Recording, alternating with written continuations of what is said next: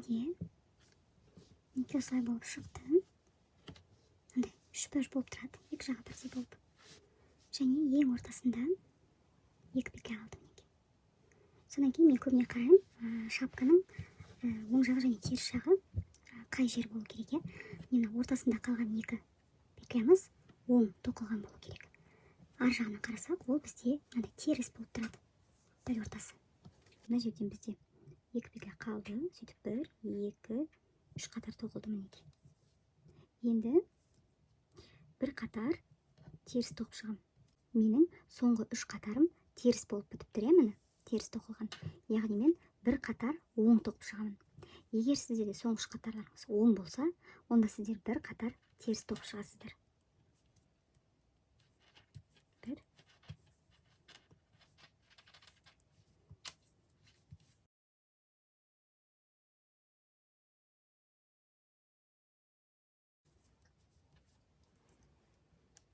Екі маркердің ортасындағы петляны біз узор бойынша тоқимыз. Менде екеуі теріс болып тұр.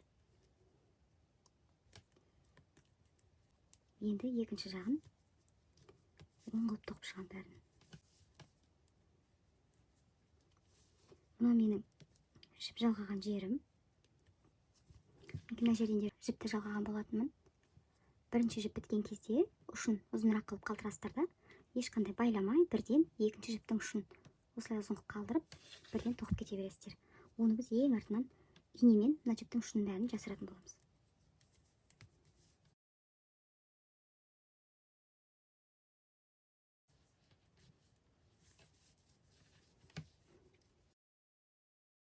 Артынан қарағанда міне бір қатар теріс петля қалды. Енді жіптің ұшын, жіптің ұшын деген біз былай 1 және 2 осы петлялардың бойымен 2 рет өлшеп, осылай кесіп аламыз. Тағы да ұзынырақ қылып алсаңыздар болады. Шапкамыздың артын біз трикотажды шовпен тігеміз. Яғни ол былай болады мінекей. Дәл мына екі маркердің ортасынан өткіземіз теңге қылып. Екі жанындағы петлялардың саны тең болу керек. Енді қыздар, қай жағынан тігеміз? Оны былай қарайсыздар. Шапканың оң терісіне қарамаңыздар. Ең соңғы қатарға қарайсыздар. Ең соңғы қатар спицадағы бізде теріс. Мына жағында да теріс, екінші жағында да теріс. Біз оң жағынан тігуіміз керекпіз. Яғни, мына жақтары теріс болса, былай қарағанда бізде олар оң болады. Теріс аударсақ.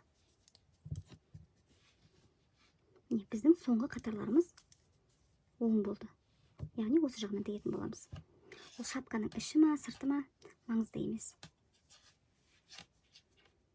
Так, жіп ар жақта менде. Бер жақтағы ең бірінші петляның осылай астынан инені кіргіземін. Мына петляны шығарып тастаймын. Енді екінші жақтағы арғы жағындағы петляның астынан инені кіргіземін осылай. Бұл петляны да спицадан шығарсақ болады, қашып кетпейді. Енді қараңыздар, ары қарай біз осы бір істейтін қимылды қайталай береміз екі жағына да. Алдыңғы біз спицадан шығарып тастаған петлядан инені кіргіземіз. Ал спицадағы петлядан инемізді шығарамыз. Және ол инені де спицадан шығарып тастаймыз. Қазір бас кезінде сіздерге түсініксіз болуы мүмкін. Бірақ асықпай, қарап отырып жазсаңыздар, уже түсініп алатын боласыздар. Ар жағында шығарып тастаған петляның үстінен кіргіземіз. Дәл мен сияқты қайталай беріңіздер. Спицадағы петляның астынан шығарамыз. Үстінен, астынан.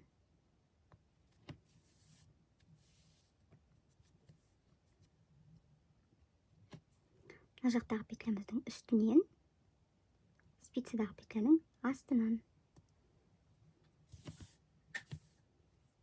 Бұл бізде трикотажный шов деп аталады. Үстінен, астынан.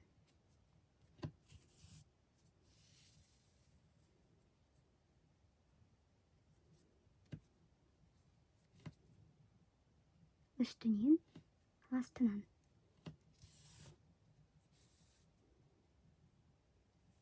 Бір келкі қылып тартып отырасыздар. Алдыңғы петлямыздың үстінен, спицадағы петляның астынан, және оны шығарып тастаймыз.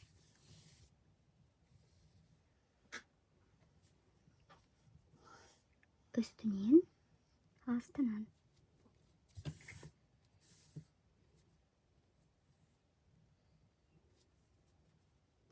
Üstünden, астынан.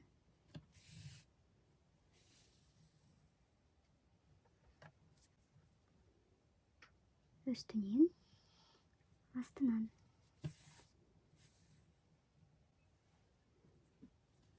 Неке осылай, қыздар. Ұш жағына дейін тоқып шығыңыздар. Соңғы 4 петля қалғанша мына жақтан еке, мына жақтан еке. Соңғы 4 петля. Üstünden, астынан. Bir жағынан және ар жағынан үстінен, астынан. Bir жағынан үстінен, астынан.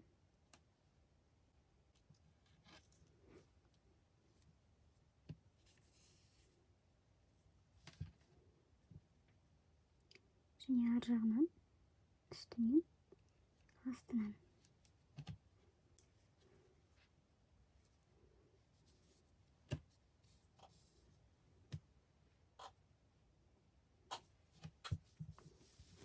Енді шапканың ұш жағын өздеріңіз қарайсыздар. Барынша аккуратно алып жабу керек, тесіктер қалып қалмасын.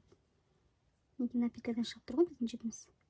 Соның алдындағы петляға осылай тағы да бір кіргізіп алсаңыздар болады. Кіргізіп, қайтадан ана петлядан шығарып алып.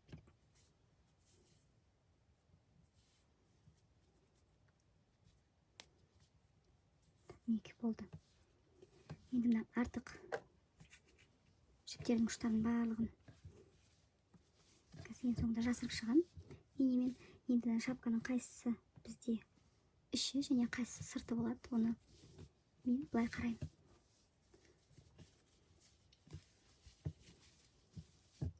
Аударған кезде шапкамыздың ең центрында бізде 2 10 петля тұру керек. Ең центрында.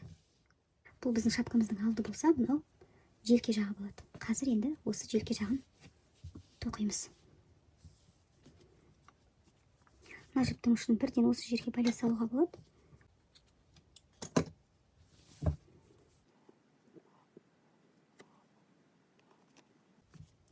Білдіртпей осылай жасып тастауға болады.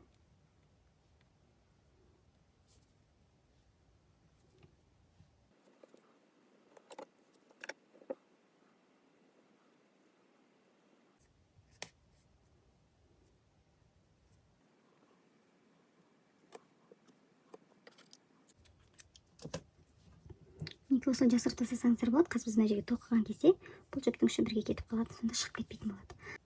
Жаңағы спицамызбен жібімізді аламыз. Өстіп мына бұрышында тұрған ең бірінші кромочный петляны. Осы кромочный петляға біз жаңағы жібімізді жалғаймыз. Неке. Келесі екінші кромочный петля. Прям екі қабырғасының астынан. Өстіп жіпті іліп алып шығарамыз.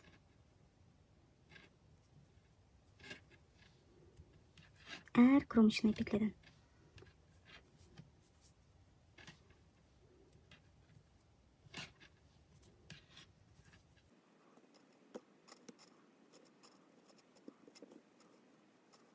Неке осылай.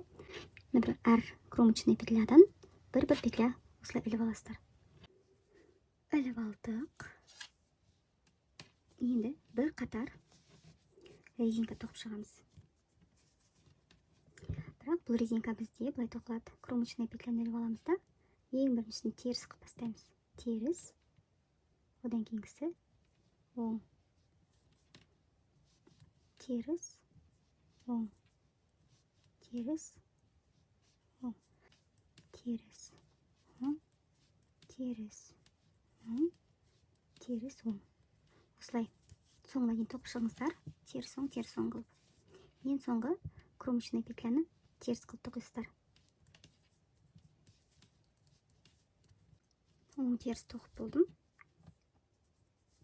Енді осы жерде мен бірден мына петляға крючокпен 50 воздушная петля тоқимын.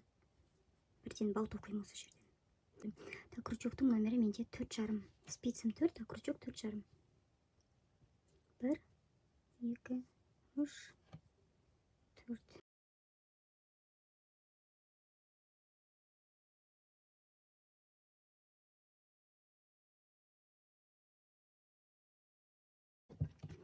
Елу емес, 40 воздушная петля тоқыдым. Енді әрі қарай, мына әр воздушная петляға біз соединительный столбик тоқып шығамыз. Крючокты кіргізіп, жұмыс жібін мына крючоктағы екі петлядан да тартып шығарамыз. Бір, екіншісі. Крючокты кіргіземіз, және екеуінен де тартып шығарамыз.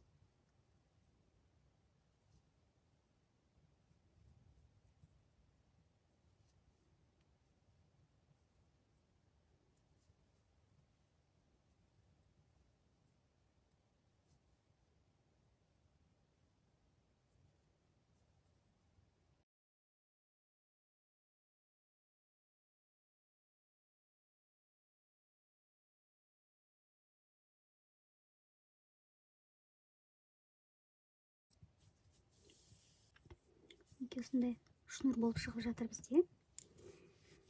Негізі бұны көп қыздар осы шнурды және мына желке жағын айкорд әдісімен тоқиды. Маған спицмен тоқыған аса ұнамайды бауды. Сондықтан да маған осылай крючокпен жапқан ыңғайлы. Егер сіздер айкорд тоқуды білетін болсаңыздар, сіздерге қиын болмаса, олай да жасап көрсеңіздер болады. Соңғы петлядан өткізіп, енді қараңыздар, біз мына жерде біріншісі оң, екіншісі теріс болып тұр. Осы оң петля мен теріс петляны қосып, біз бірден осы қатарды жауып өтеміз. Мінекей, осы екеуін қосып аламыз, және жұмыс жібін крючоктағы 3 петлядан да өткіземіз.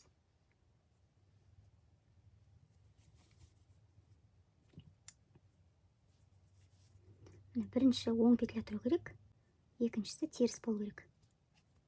Және осы үшеуін қосып тоқимыз. Біріктіре саламыз. Міне оң, одан кейін теріс тұр. Және осы үшеуін қосамыз. Сәл созыңқырайсыздар, мына петлялар қатты тартылып қалмасын. Оң, теріс. Оң, теріс.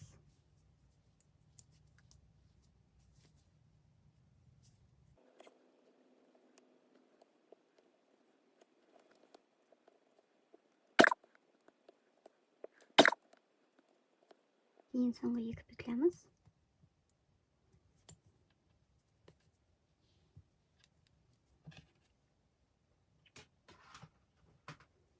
Өткіздік. Енді дәліне бірінші жағына тоқығандай 40 воздушная петлямен бау тоқимын. 4, 5, 6, 7. Бауымды уже тоқып алдым. Түбіне қарай келдім шапканы.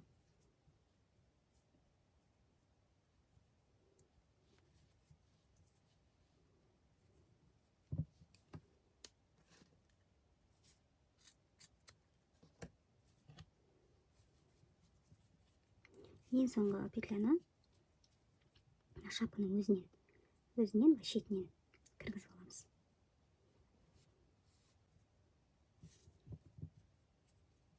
Түбін тартасыздар. Сонда бізде жақсылап бекейді бауымыз. Екі жағында да осындай. Ал мынаны қазір инемен ар жағына, іш жағына қарай өткізіп, әр петлялардың арасына жасырып шығамыз. Мына жіптің ұшының барлығын солай жасырамыз қазір. Одан кейін қараңыздар, егер де сіздерден желкесі тарлау болып қалса, онда жарты размерге, бір размерге үлкенірек крючокпен жауып шығасыздар. Егер де керісінше кең болып қалса, онда бір немесе жарты размерге кіші крючокпен жабасыздар. Балаға кигізіп көресіздер. Мына жіптің ұшын мен қалай жасыратынымды көрсетейін. Мына жерде бұл байланбаған ешқандай да жібіміз. Мына жақтағы екі жіпті бір қосып байлаймын. және мына екеуін қосып бөлеймін.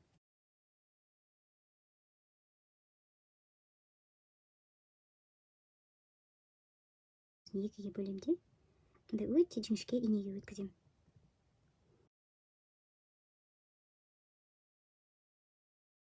Петлялардың арасына осылай кіргізіп тастаймын. Жіңішке ине өте ыңғайлы осылай жіптің ұштарын жасауға.